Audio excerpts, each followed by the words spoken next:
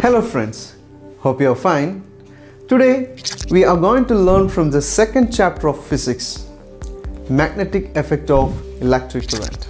In this session we will cover three topics: magnetism in human being, second, force on current carrying conductor placed in a magnetic field, and third will be Fleming's left hand rule for direction of force. Let's discuss the topic magnetism in human being. We know that an extremely weak electric current are produced in human being or the human body by the movement of charged particles called ions. These are called ionic currents. We have studied that whenever there is an electric current, a magnetic field is produced. So, when the weak ionic currents flow along the nerve cells, they produce a magnetic field in our body. For example, when we try to touch something with our hand, our nerves carry electric impulse to the appropriate muscles. And this electric impulse creates a temporary magnetism in our body. The magnetism produced in the human body is very weak as compared to the Earth's magnetism. The two main organs of the human body where the magnetic field produced is quite significant are the heart and the brain. The two main organs of the human body where the magnetic field produced is quite significant are the heart and the brain. Now, let's discuss about the usage of magnetism in medicines. You may have heard of MRI. What is MRI? MRI stands for magnetic resonance imaging. The magnetism produced inside the human body by the flow of ionic currents forms a basis of the technique called magnetic resonance imaging or MRI. MRI is used to obtain images of internal parts of our body. It is obvious that magnetism has an important use in medical diagnosis because through MRI scans, the doctors are enabled to see the inside of the body. For example, MRI can detect cancerous tissues inside the body of a person. Please note that the magnetism in the human body is actually electromagnetism, which is produced by flow of ionic currents inside the human body. Next, we will discuss about force on current carrying conductor when it is placed in a magnetic field. We know that an electric current flowing through a conductor produces a magnetic field. The field so produced exerts a force on a magnet placed in the vicinity of the conductor. From Oersted's experiment, which shows that a current carrying wire exerts a force on a compass needle and deflects it from its usual north-south position. Since a compass needle is actually a small freely pivoted magnet, we can also say that a current carrying wire exerts a mechanical force on the magnet, and if the magnet is free to move, this force can produce a motion in the magnet. The reverse of this is also true, that is, a magnet exerts a mechanical force on the current carrying wire, and if the wire is free to move, this force can produce a motion in the wire. French scientist André-Marie Ampère suggested that the magnet must also exert equal and opposite force on the current carrying conductor. The force due to a magnetic field acting on a current carrying conductor can be demonstrated through an activity. First, take a small aluminum rod AB of about 5 cm. Using two connecting wires, suspended it horizontally from a stand. The force due to a magnetic field acting on a current carrying conductor can be demonstrated through an activity. For this activity, take a small aluminum rod, say rod AB of about 5 cm. Using two connecting wires, suspend the rod horizontally from a stand. Place a strong horseshoe magnet in such a way that the rod lies between two poles with the magnetic field directed upwards. For this, put the north pole of the magnet vertically below and south pole vertically above the aluminum rod. Connect the aluminum rod in series with a battery, a key and a rheostat. now pass a current through the aluminum rod from NB to NA. What do you observe? It is observed that the rod is displaced towards the left. You will notice that the rod gets displaced. Reverse now. Now reverse the direction of the current flow through the rod and observe the direction of the displacement.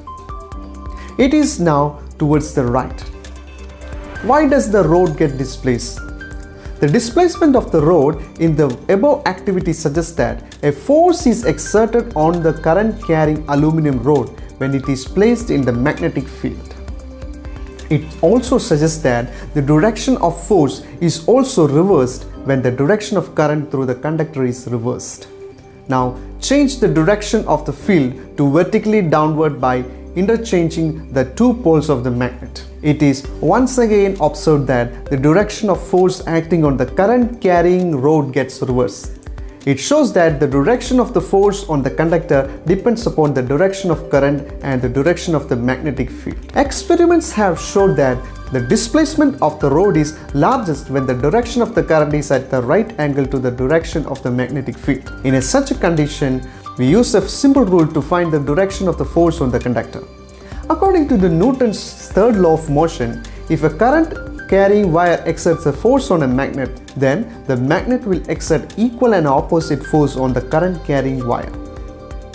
In 1821, Faraday discovered that when a current carrying conductor is placed in a magnetic field, a mechanical force is exerted on the conductor, which can make the conductor move. This is known as motor principle, and it forms the basis of large number of electrical devices like electric motor and moving coil galvanometer. Let's talk about the rule to determine the direction of force, that is Fleming's left-hand rule for the direction of force.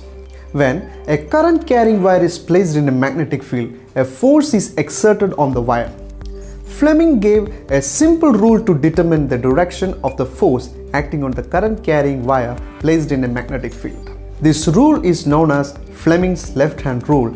According to Fleming's left-hand rule, hold your forefinger, center finger and thumb of your left hand at right angle to each other. Adjust your hand in such a way that the forefinger points in the direction of magnetic field and the center finger points in the direction of the current. Then the direction in which thumb points give the direction of the force acting on the conductor. Since the conductor, say a wire, move along the direction in which the force is acting on it, we can also say that the direction in which the thumb point gives the direction of motion of the conductor. Then we can say Fleming's rule in another way: hold your forefinger, center finger and thumb of your left hand at right angle to each other and adjust your hand in such a way that the forefinger point to the direction of magnetic field and the center finger points in the direction of the current in the conductor. Then the direction in which the thumb points gives the direction of motion of the conductor. To memorize Fleming's left-hand rule, we should remember that the forefinger represents field. Both forefinger and field starts with the letter F. Then the center finger represents the current. Both center and current starts with the letter C, and thumb represents force or motion. Both thumb and motion contains the letter M. We will make the Fleming's left-hand rule clear by taking an example. Suppose we have a vertical current carrying conductor or a wire placed in a magnetic field. Let the direction of the magnetic field is from the west to east as shown by the arrow AB. Again, suppose the direction of the current in the wire is from vertically downwards as shown by the arrow AC. Now we have to find the direction of the force which will be exerted on the current carrying wire. We will find out this direction using Fleming's left-hand rule. We have to stretch our left hand so that the forefinger, center finger and thumb are mutually perpendicular to each other. Since the direction of the magnetic field is from west to east, so we point our forefinger from west to east direction to represent the magnetic field. Now, the current is flowing vertically downwards. So we point our center finger vertically downwards to represent the direction of current. Now let us look at the direction of our thumb. The thumb points in a forward direction. The thumb points towards us. This gives the direction of the force acting on the wire or the direction of motion of wire. So the force acting on the current carrying wire will be the south direction as shown by the arrow AD, and the wire will move in the south direction. Now let us list some of the devices which will use current carrying conductor and magnetic field, and the list includes electric motor, electric generator, microphone, loudspeaker, current detecting and measuring instruments such as ammeter, galvanometer, etc. Before we solve the problem involving direction of current, direction of magnetic field and the direction of the force by using Fleming's left-hand rule, we should keep the following points in our mind. First one, by convention, the direction of flow of positive charge is taken to be the direction of flow of current. So, the direction in which the positively charged particles such as proton or an alpha particle move will be the direction of electric current. Second, the direction of electric current is, however, taken to be opposite to the direction of flow of negative charges such as electrons. So, if we are given the direction of the flow of electrons, then the direction of electric current will be taken as opposite to the direction of flow of electrons. Third, the direction of deflection of an electric current carrying conductor or a stream of positively charged particle or stream of negatively charged particle like electron tell us the direction of force acting on it.